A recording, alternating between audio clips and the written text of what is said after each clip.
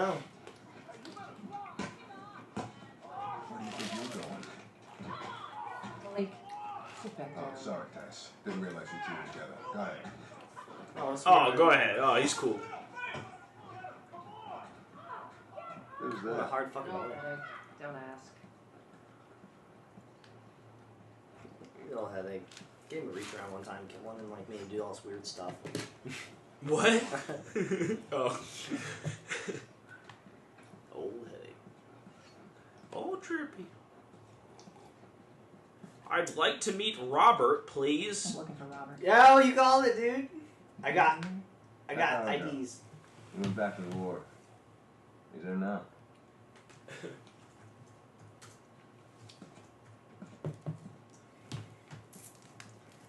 What's their currency in this game? Do they even have a currency? Cigarettes? So yeah, they all. It's like prison rules. Last of Us prison rules. Bottle caps? Fucking that's straight up Fallout rules. Like fucking bottle caps. Like In why is that Metro, it's ammo. It's ammunition. Yeah, that's why that game is so bittersweet. Because like every bullet you have could either be something you could use. It's or... an interesting, definitely interesting mechanic. I bought that on my computer, but I think my computer could barely handle the glory that is Metro. Really? Yeah. Our beef is The sequel or the first one? You don't want to do this. Because the Let's first one fuck came around out and leave now. a few I years do like ago. the first one. Anywhere It's in my Steam. without Rob. Whichever one's on Steam. Bitch, I will bash your skull unless you turn around and get your Is that dumb Robert? ass out of here. Or one of Robert's kids. Take cover! That was impulsive. You ready? Yeah. The way The Last of Us works, I guess. Get the angle. Yeah, that's how The Last of Us works. Is there sticky cover or is it all just It's like this, yeah. You get out one like you know, pop shots? Yeah.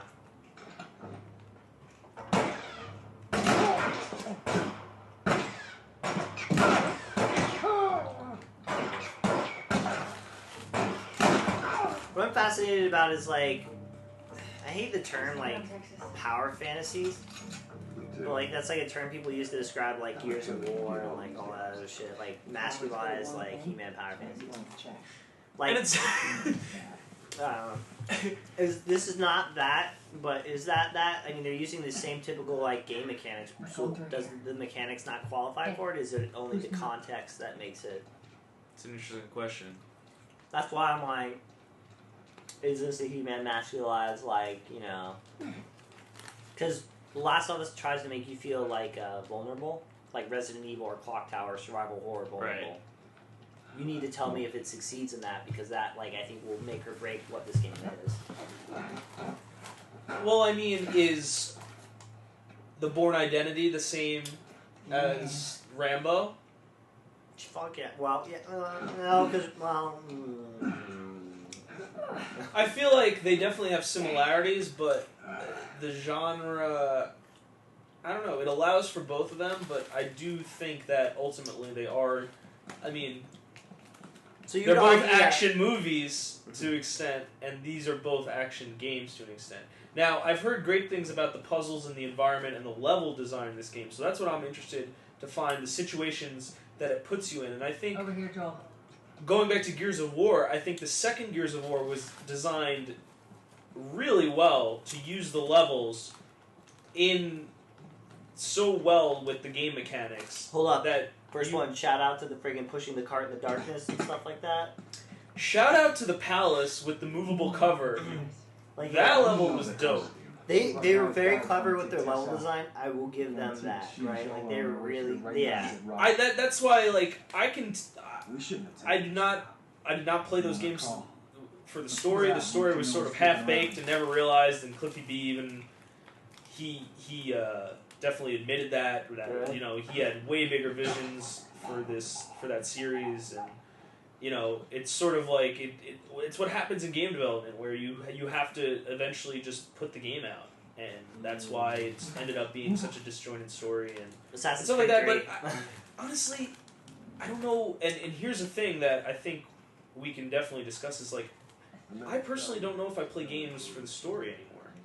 I play mainly for experiences and being in a world and for the game mechanics rather than to get a story. Mm-hmm. Yeah, I think like at one point in time, Because- I used to make that argument like games are like stories. And Right. And it was more like reading comic books or like you'd escape into this world. When to a certain extent you can still do that, but Now I'm just like if you like I don't know. Cousin. If you have a literacy in like playing video games and things like that, like you'll eventually see past it and just be like, this is that, Right. this is that, which is cool because it's like critical theory of like video games, like you can see it.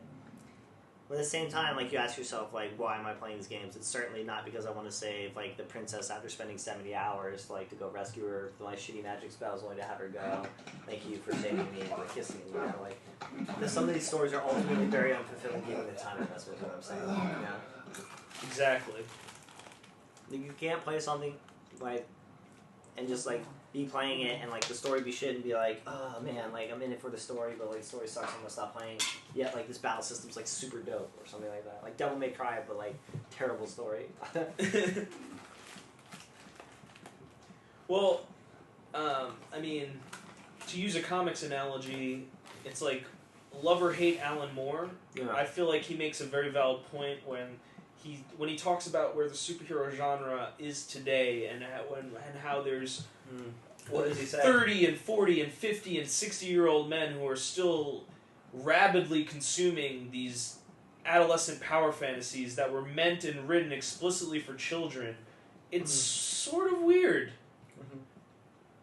Yeah, no, I'll be honest, like, it's kind of caught up to me because I'm at the point where I read those comics. Like, I buy my weeklies, dude. Like, I read Oh, superhero sure, stuff, yeah, like- and I don't disabuse you of that, but The point is, like, if you look I at love those the books, discussion behind it. Yeah, well, if you look at those books, their word count and their word choice is very limited, and they're like, I mean, like take for example, The Walking Dead, like a single page has probably over 80 word bubbles, and like each of those word Right. bubbles is like polysyllabic, like in like many ways, like whereas like Superior Spider-Man sometimes like.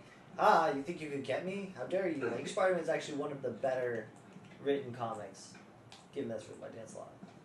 I've heard good things about that comic. I feel like that has a lot to do with people who... it's definitely become a writer's world at DC and Marvel, where Oh, yeah. you have these writers who are setting the agendas for these characters, and the comic companies, due to the success of the movies, have a whole new...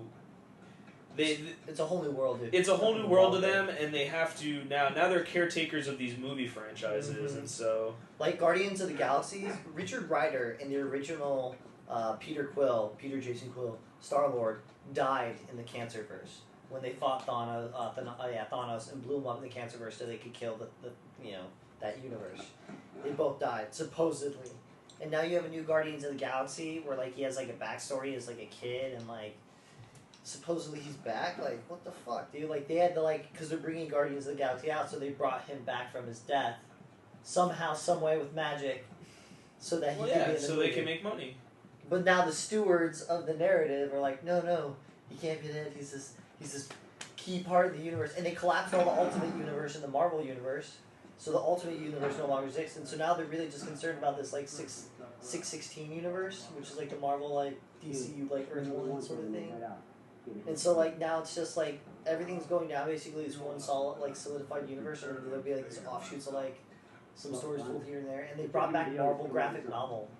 Like back in the 80s and 70s, they used to have like this thing called Marvel graphic novel where they published one graphic novel. It was like a graphic novel, like a legitimate story, like X-Men, God Love, Man Kills. It's a story about William Stryker and how he's like preaching hate as like this like pastor. And he's just like fucking kill all mutants, and then he gets like arrested for being like a terrorist or whatever. But that was because Marvel graphic novel, and now they're bringing that back, and like all these paradigms that are happening in comics right now are just fucking insane. Like, nice. I want to see where comics are gonna go. Oh. Mean mug him, dude. You're bleeding. You're bleeding, Charlie. Didn't help me at all. Useless. You're literally like, oh. Use your square button. Definitely use your square button. Well, I messed up that whole encounter. Good. Do another once over and then head out. Getting close to curfew. What about Robin? Who's he holding up with tonight? Like, what was the last comic you read? Stay here by himself. Fuck if I know. We'll check in with the others. and come up with things. Multiple Warheads. I'm in the middle of it. What is it? It's a continuation of a story. Get it? Nice. Right, oh, they're all gonna go. I want to take him as a hostage.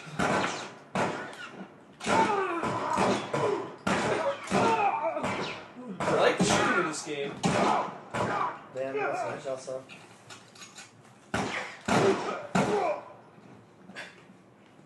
It was messy, but it was worked. No, dude, you're like, it's like a bad I wanted to grab that guy when he was coming in the door, and I'm still haven't gotten used to back to the PlayStation controller.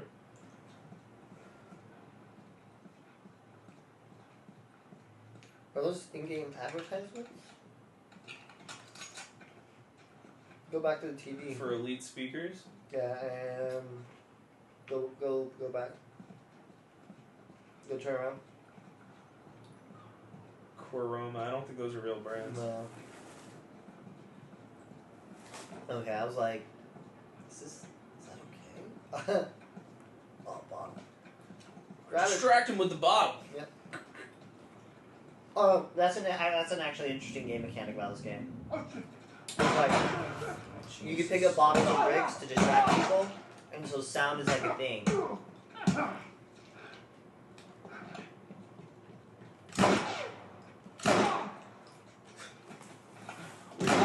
Why are you running back? He just felt like a sack of potatoes.